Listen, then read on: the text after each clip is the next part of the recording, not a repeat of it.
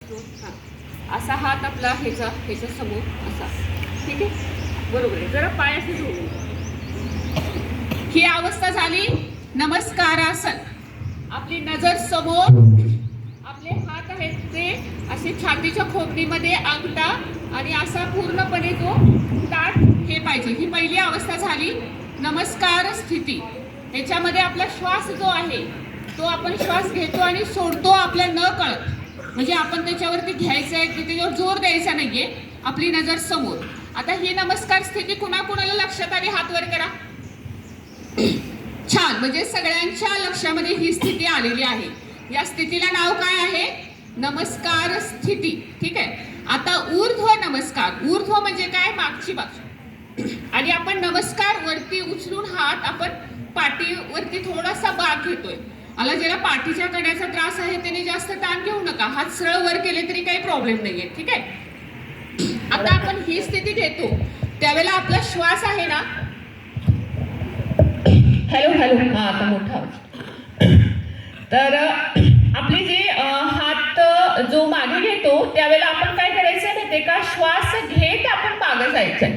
श्वास घेत मागे जातोय आता आपण. तर आपण एक असं म्हणतोय. आता ही सूर्यनमस्कार स्थिती झाली, बरोबर? एक. चला आता दोन. श्वास घेत मागे.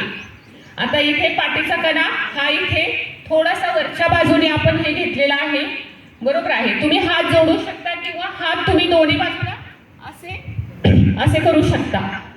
त्याच्यानंतर आता आपण हा श्वास घेतलेला आहे. आता श्वास सोडत हळूवार खाली वाकायचा आहे. श्वास सोडत आपण हळूवार खाली वाकलो आणि ह्या अवस्थेला आपल्याला काय म्हणतात?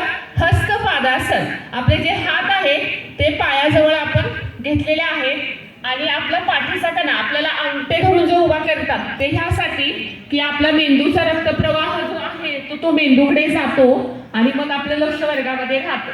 आता गुडघे आहेत ते ताठ करायचे आहे. गुडघे ताठ पूर्ण सर, तुमचे गुडघे ताठ. गुडघे ताठ ठेवायचे आहेत तुम्ही.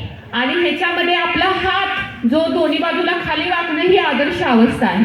जेव्हा तुम्ही सूर्यनमस्कारामध्ये खूप जास्त सातत्य करा ठेवा त्यावेळेला तुमचे हात आहेत ते असे दोन्ही बाजूला खाली जाणार आहे. त्याच्यानंतर तिसरी अवस्था आहे अश्वसंचालनासन. 3. आता बघा ही अवस्था आहे. गुडघा टेकवायचा आहे मागे, समोर बघायचं आहे. वरती बघायची काही गरज नाही, समोर बघायचं. आपला हा जो गुडघा आहे त्याच्यावर ताण येतोय, असा काटकोनामध्ये ठेवायचा. असा हा काटकोन असा, हा सगळा असा करायचा नाही. असा केला की आपल्या गुडघ्यावर ताण येईल. सर काटकोन असा जरी सरळ असा, हा काटकोनामध्ये हा गुडघा.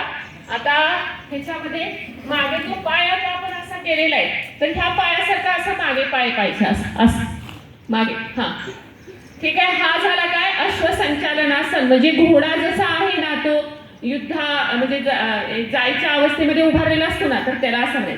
तर त्याच्यानंतर चतुरंग दंडासन. आपला जो पाय आहे पुढचा पाय तो त्या पायाबरोबर न्यायचा आहे आणि आपण स्थिर राहायचं आहे जमिनीला समांतर, ताठ तिरकी आडवी अवस्था. आता तू पाय उचलले नाही, आपल्या हातावरती भार आलेला आहे नाही, मुलींचं चुकतंय. हे बघा ही अवस्था, हे बघ ही बघ तिकडे बघ. हा जराशी आपण हा बरोबर आहे. ही आहे अवस्था चतुरंग दंडासन, बरोबर. तर त्याच्यानंतर आपण काय करतोय? आपले गुडघे हळूवार खाली टेकवतोय, हळूवार खाली टेकवतोय. आपली हनुवटी किंवा आपल्याला जे शक्य आहे तशा पद्धतीने छाती टेकवत, छाती जमिनीला टेकवत खाली जातोय आणि पोट जे आहे ते आपलं वरती राहील, बरोबर आहे. 1 मिनिट. हे बघा हे बघा हे बघा. 1 2 3 4 5. आता इथे मी आले. आता इथे मला काय करायचंय? माझं पोट वरच ठेवायचं आहे आणि मला हे बघा काय करते मी. इकडे बघा, हे बघा, इकडे बघा, हे बघा मी काय करते. हा बरोबर. आपण असं पण जायचं नाहीये, असं पण नाही जायचं. आपण असं आहे आणि फक्त आपली छाती जमिनीच्या दिशेने घेऊन जायचं आहे. पोट ऑटोमॅटिकली वर जाणार आहे. छाती आलं लक्षात? तर आपण हे काय लोक असं करतात, म्हणजे पूर्ण झोपायचं नाहीये, फक्त आपली छाती जी आहे ती जमिनीला टेकवायची आहे. कमरेचा जो भाग म्हणजे पोट जे आहे ते वरतीच राहणार आहे. म्हणजे पोट कसं वरती राहते बघा. आता मी पुन्हा एकदा बघा. 1 2 3 4 5 6 7 ही अवस्था सगळ्यांना कळाली. या स्थितीला अष्टांग स्थिती असं म्हणतात. काय म्हणतात? अष्टांग स्थिती. ठीक आहे. आता मी बोलते तुम्ही. तर अष्टांग स्थिती कळाली तुम्हाला. हे बघा हे असं. ठीक आहे. हा आता पुन्हा एकदा आपण इथं आलो. आता अष्टांग स्थिती इथं. मग आता आपण काय करतो? भुजंगासन. भुजंगासन. अष्टांग स्थितीनंतर भुजंगासन. भुजंगासनमध्ये हात पूर्ण ताठ ठेवायचे आहेत कोपरातून आणि आपली बेंबीपासूनचा वरचा भाग आहे तो पूर्ण वरती आकाशाकडे नजर करायची आहे. आपल्याला वरती पाहायचे आहे. आता पर्वतासन. त्यानंतर आपण दोन्ही हात आपले वरती स्ट्रेट राहतील. पायाच्या टाचा ज्या आहेत त्या मागे जमिनीला टेकतील आणि आपण पूर्ण त्रिकोणाकृती आपल्या शरीराची होईल असं आपण उभं राहायचं आहे पर्वतासनामध्ये. पुन्हा आपण अश्व संचलन ह्या आसनामध्ये येणार आहोत. पुन्हा हस्तपादासन. त्याच्यानंतर हस्तपादासन. आपले हात आणि पाय हे एकत्र आपण हे करणार आहोत, टेकवणार आहोत. त्याच्यामध्ये आपलं जे नाक आहे ते गुडघ्याला टेकणं ही आदर्श अवस्था आहे. आज तुम्ही बघा तुम्ही कुठल्या अवस्थेत आहे. हा हात आहे आपला इथपर्यंत गेला बास. गुडघे वाकवायचे नाही असंच. ठीक आहे.